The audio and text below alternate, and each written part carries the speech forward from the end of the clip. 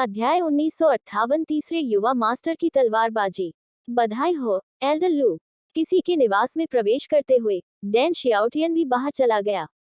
उसने जल्दी से देखा कि एल्डर लू के बारे में कुछ अलग था, इसलिए उसने अपनी मुट्ठी पकड़ ली और बधाई दी। हाँ हाँ हाँ, यह सब आपके आशीर्वाद के लिए धन्यवाद। एल्डर लू यून ने चुटकी ली। ठीक है, मैं अभी अभी एल्डर काउंसिल से लौटा हूँ, और यहाँ टोकन है जो आपकी पहचान का प्रतिनिधित्व करता है। इसके साथ, जब तक आपके पास पर्याप्त तलवार मंडप के सिक्के हैं, तब तक आप पुस्तकालय और अन्य सुविधाओं का उपयोग करने में सक्षम होंगे। यदि आप किसी भी परीक्षण से गुजरना चाहते हैं और कमाई करना चाहते हैं तो यह भी एक आवश्यकता है। कुछ पुरस्कार यहाँ पर इस भंडारण की अंगूठी के लिए, यह आपके लिए मेरा व्यक्तिगत उपहार है। संप्रदाय के आंतरिक शिष्य बनने के उपहार इसके भीतर हैं। 5 मूल अमर गोलियां हैं, ठीक होने वाली दवा की एक बोतल, और जैन की गोलियों की एक बोतल। एल्डर लू से टोकन और भंडारण की अंगूठी लेते हुए डैन शियाओटियन की आंखें चमक उठीं, और उन्होंने जल्दी से अपना धन्यवाद कहा। यह देखते हुए कि आंतरिक शिष्य बनने के इतने सारे लाभ थे, झांग शुवान की भौहें थोड़ी फड़क गईं। बेशक, वह जानता था कि वे लाभ मुफ्त में नहीं मिलते हैं। उन उपहारों को स्वीकार करने का मतलब उनके साथ आने वाली जिम्मेदारियों को निभाना था। दुनिया में मुफ्त लंच जैसी कोई चीज नहीं थी। वह वैसे भी ईथर हॉल में जल्दी से पैसा कमा सकता था, इसलिए ऐसा नहीं था कि वह डैन शियाओटियन या किसी भी चीज से विशेष रूप से ईर्ष्या करता था। यह संप्रदाय की साधना तकनीक और आरोही बादल तलवार सूत्र है। आप पहले स्वयं उनका अभ्यास करने का प्रयास कर सकते हैं। यदि आपको कोई संदेह है, तो बेझिझक मेरे पास आएं। एल्डर लू यून ने 2 और किताबें पास करते हुए कहा। हमारे आरोही बादल तलवार मंडप की खेती तकनीक को आरोही बादलों की कला कहा जाता है। यह पूरे महाद्वीप में भी अपनी ताकत के लिए जाना जाता है। बेशक, हमारी तलवारबाजी दुनिया में नंबर 1 है। हालांकि, सिर्फ इसलिए कि साधना तकनीक और तलवार कला दुर्जेय है, इसका मतलब यह नहीं है कि आप केवल उनका अभ्यास करके शीर्ष पर पहुंच जाएंगे। आपके लिए अधिक महत्वपूर्ण यह है कि आप लगन से अध्ययन करें और उन 2 तकनीकों के सार को समझें। डैन शियाओटियन ने जवाब में सिर हिलाया। एक मजबूत साधना तकनीक और तलवार कला यह गारंटी देने के लिए पर्याप्त नहीं थी कि कोई विशेषज्ञ बन जाएगा। उसके बाद जो हुआ वह वास्तव में मायने रखता था। बेशक, आरोही बादल तलवार मंडप अपने शिष्यों को अपनी रेजिमेंट का सख्ती से पालन करने के लिए मजबूर नहीं करता है। यदि आपके पास कोई साधना तकनीक या तलवार कला है जो आपके लिए अधिक उपयुक्त है, तो उन्हें भी विकसित करने के लिए स्वतंत्र महसूस करें। जब तक आप वार्षिक परीक्षा पास करने में सक्षम हैं, तब तक संप्रदाय आपकी स्वतंत्रता को प्रतिबंधित नहीं करेगा। एल्डर लू यून ने कहा। तलवार फेंकने की वह तकनीक कुछ ऐसी थी जिसे हुओ जियांग भी झेल नहीं पा रही थी। दरअसल, एल्डर लू ने अपने दिमाग में भी स्थिति का अनुकरण करने की कोशिश की थी, लेकिन यहाँ तक उसे भी पूरा भरोसा नहीं था कि वह इसे पकड़ पाएगा। यह स्पष्ट था कि डैन शियाओटियन के अपने रहस्य थे। हालांकि, आरोही बादल तलवार मंडप कभी भी अपने शिष्यों के रहस्यों को उजागर नहीं करेगा। जब तक वे परीक्षाओं को पास करने में सक्षम थे और संप्रदाय के नियमों का उल्लंघन नहीं करते थे, तब तक आरोही बादल तलवार मंडप उनके शिष्यों की खेती के बारे में बहुत उपयुक्त नहीं था। आखिरकार, जब साधना तकनीकों की बात आती है तो एक आकार सभी के लिए उपयुक्त जैसी कोई चीज नहीं थी। संप्रदाय के नियमों के बारे में थोड़ी और बातचीत करने के बाद एल्डर लू यून आखिरकार घूमा और चला गया। उसने अभी अभी सच्चे अमर क्षेत्र में एक सफलता हासिल की थी, इसलिए उसे अपनी साधना को सुदृढ़ करने के लिए कुछ समय देना होगा। शिक्षक एल्डर लू यून के चले जाने के बाद डैन शियाओटियन ने आर्ट ऑफ असेंडेंट क्लाउड्स और असेंडेंट क्लाउड स्वॉर्ड फॉर्मूला को झांग हुआन को सौंप दिया। झांग जुआन ने उन पर अपनी उंगली थपथपाई और उन्हें स्वर्ग के पथ के पुस्तकालय में एकत्र कर लिया, जिसके बाद वह तेजी से उनके माध्यम से फ्लिप किया। इस डर से कि डैन शियाओटियन की साधना में कोई विचलन होगा, एल्डर लू यून ने उन्हें केवल प्राचीन ऋषि एक दान पुस्तिका दी थी। यह मास्टर टीचर कॉन्टिनेंट की साधना तकनीकों की तुलना में शीर्ष पर था, लेकिन यह अभी भी स्वर्ग के पथ दैवीय कला की तुलना में बहुत त्रुटिपूर्ण था।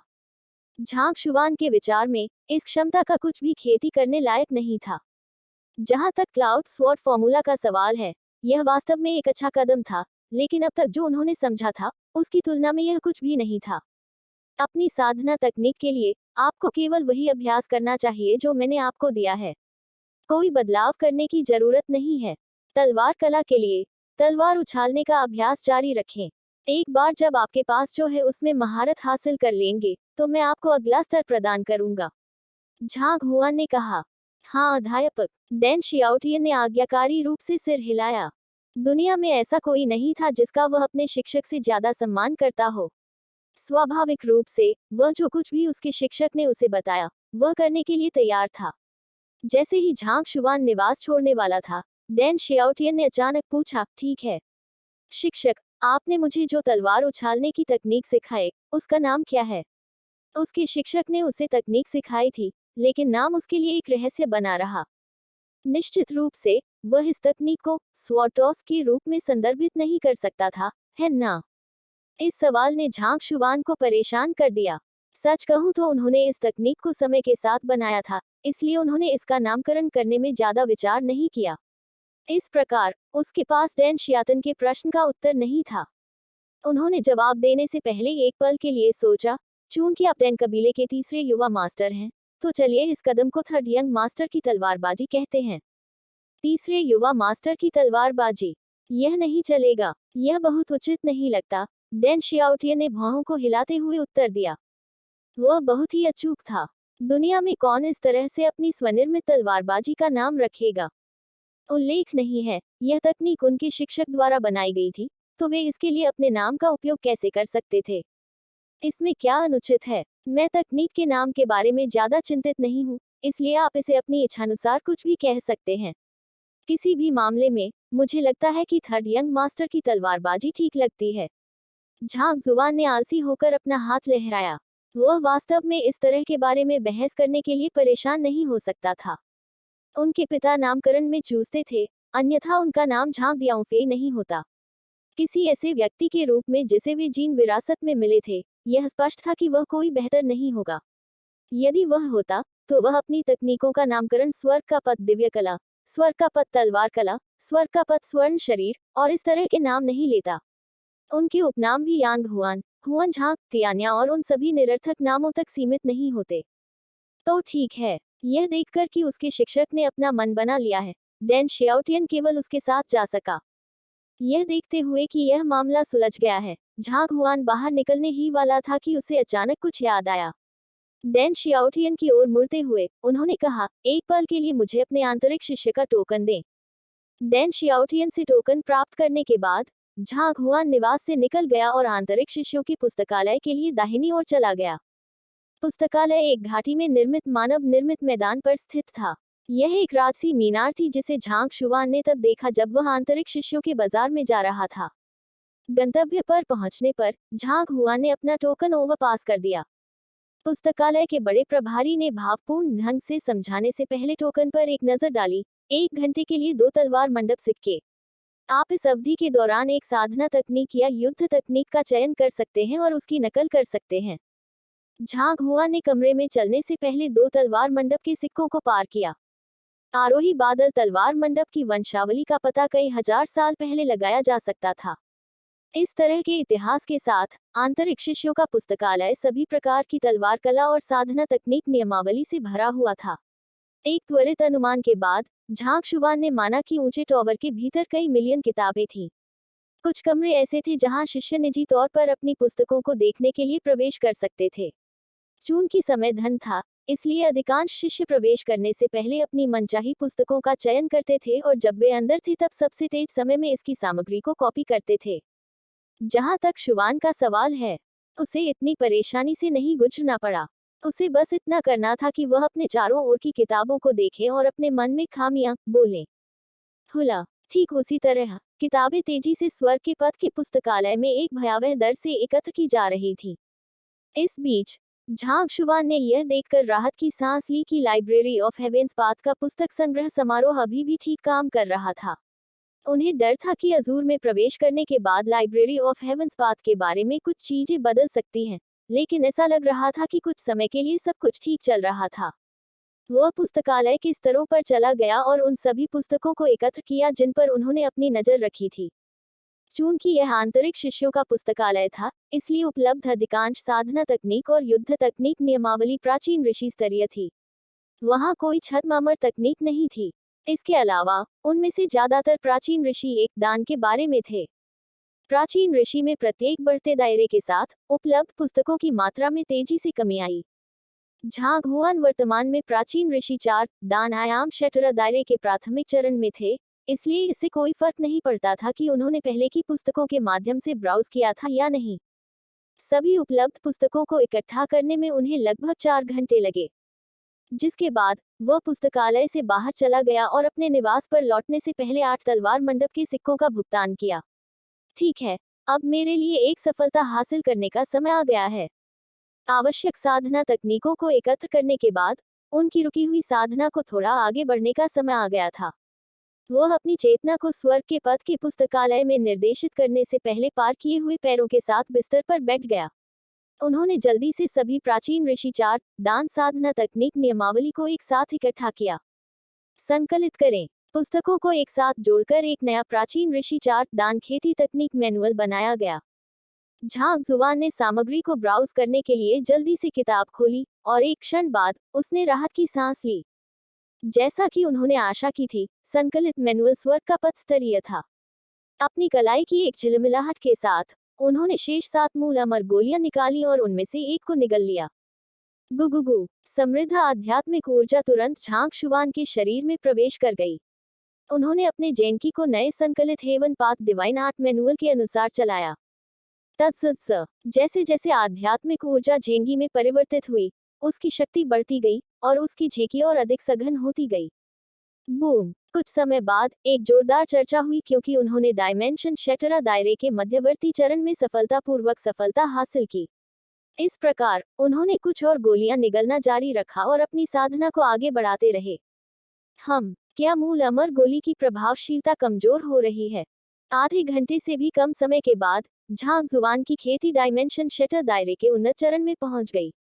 वह पहले ही सभी 7 मूल अमर गोलियों का सेवन कर चुका था, लेकिन घटती प्रभावशीलता के कारण वह अंत में केवल उन्नत अवस्था तक पहुंचने में सफल रहा था। वह अभी भी पहुंचने का एक रास्ता था। समाप्ति। स्वर्ग का पथ दिव्य कला की आध्यात्मिक ऊर्जा की गुणवत्ता पर अत्यधिक मांग है। झांग शुवान ने अपनी खेती को रोकते हुए गहरी सांस ली। आमतौर पर मूल अमर गोलियां छद्म अमर काश्तकारों के लिए भी अत्यधिक प्रभावी होंगी, लेकिन वे अब उनके लिए ज्यादा उपयोगी नहीं थी। सच कहूं तो बिना मूल अमर गोली के भी हवा में पारा जैसी आध्यात्मिक ऊर्जा को अवशोषित करके वह अभी भी मास्टर शिक्षक महाद्वीप की तुलना में बहुत तेजी से सुधार करने में सक्षम होगा। हालांकि उसे इस दर पर डायमेंशन शटरा दायरे की समाप्ति तक पहुंचने में कम से कम 2 से 3 महीने लगेंगे। यह बहुत बड़ा अपमान होगा यदि उसे केवल कुछ साधना चरणों को आगे बढ़ाने के लिए इतना लंबा समय देना पड़े। चूंकि मेरे पास अभी भी कुछ तलवार मंडप सिक्के हैं, क्या मुझे कुछ मानक अमर गोलियां खरीदने की कोशिश करनी चाहिए? झांग हुआन ने सोचा। उसने अभी 14,000 तलवार मंडप के सिक्के जीते थे और उसने अब तक उनमें से केवल 8 ही खर्च किए थे। चूंकि उन्हें इस समय तलवार मंडप के सिक्कों की कोई तत्काल आवश्यकता नहीं थी, इसलिए उनके लिए अपनी खेती को डायमेंशन शटरा दायरे की समाप्ति तक बढ़ाना सबसे अच्छा होगा। झांग हुआ ने अपना ईथर टोकन निकाला और फिर से परिसर में प्रवेश किया। इस बार वह द्वंद्व युद्ध के दौर में नहीं बल्कि शॉपिंग जिले में गए। मानक अमर गोली, उनकी कीमत 200 तलवार मंडप के सिक्के हैं। रिसेप्शनिस्ट ने झांग हुआन को बताया। 200 तलवार मंडप के सिक्के। झांग हुआन हैरान था। वह कैसी अजीब कीमत थी। मूल अमर गोलियां केवल 2 तलवार मंडप सिक्कों के लायक थी, लेकिन मानक अमर गोलियां वास्तव में 200 तलवार मंडप सिक्के खर्च करती थी। वह 100 गुना का अंतर था। मानक अमर गोलियां केवल सच्चे अमर काश्तकारों द्वारा उपयोग की जाती हैं। जो लोग इस तरह के दायरे में पहुंचे हैं, वे या तो मुख्य शिष्य हैं या भीतर के बुजुर्ग हैं, और उनके लिए 200 तलवार मंडप के सिक्के उतने नहीं हैं। रिसेप्शनिस्ट ने समझाया। बेशक यह इतना महंगा होने का मुख्य कारण महंगी औषधीय जड़ी बूटियों की भीड़ के कारण है जो गोली बनाने के लिए आवश्यक हैं। इसके अलावा एपोथेक्री पर फोर्जिंग प्रक्रिया की अत्यधिक मांग है, इसलिए इसकी मात्रा गंभीर रूप से सीमित है। झांग हुआ ने गहरी आह भरी। यहाँ तक झू यांजी जैसे एक आंतरिक शिष्य के पास लगभग 1000 तलवार मंडप के सिक्के थे। इसे देखते हुए मुख्य शिष्यों और बड़ों के लिए मानक अमर गोलियों की कीमत वास्तव में उनके लिए सस्ती हो सकती है। मैं उनमें से 5 खरीदूंगा, झांग हुआ ने बेबस होकर कहा। उसने सोचा था कि उसका हाल ही में अर्जित भाग्य उसे काफी समय तक चलेगा, लेकिन दुनिया की क्रूरता ने उसे मारा। एक बार और ईथर हॉल से बाहर निकलते हुए झांग हुआ ने टोकन पर गठन को सक्रिय किया और 5 मानक अमर गोलियां उसके सामने प्रकट हुईं। उसने एक को निकाला, उसे अपनी हथेली पर रखा और उसकी बारीकी से जांच की। मूल अमर गोली की तुलना में यह आध्यात्मिक ऊर्जा में बहुत अधिक समृद्ध थी और इसकी आध्यात्मिक ऊर्जा की गुणवत्ता अधिक थी। यह देखते हुए कि कम से कम ये मूल अमर गोलियां काफी उच्च गुणवत्ता वाली थी, उन्हें अंदर से थोड़ा अधिक संतुलित महसूस हुआ। एक गहरी सांस लेते हुए वह एक गोली निगलने ही वाला था कि वह डायमेंशन शटर दायरे के शिखर तक पहुंचने के लिए धक्का दे, जब एक धब्बा पहले चमक गया उसकी आंखें। डोंगसू लॉकी ने एक बार फिर अपने डेंटियन से छलांग लगा दी थी और वह टिमटिमाती आंखों से अपने हाथों में मानक अमर गोली को घूर रही थी। कितना सुगंधित,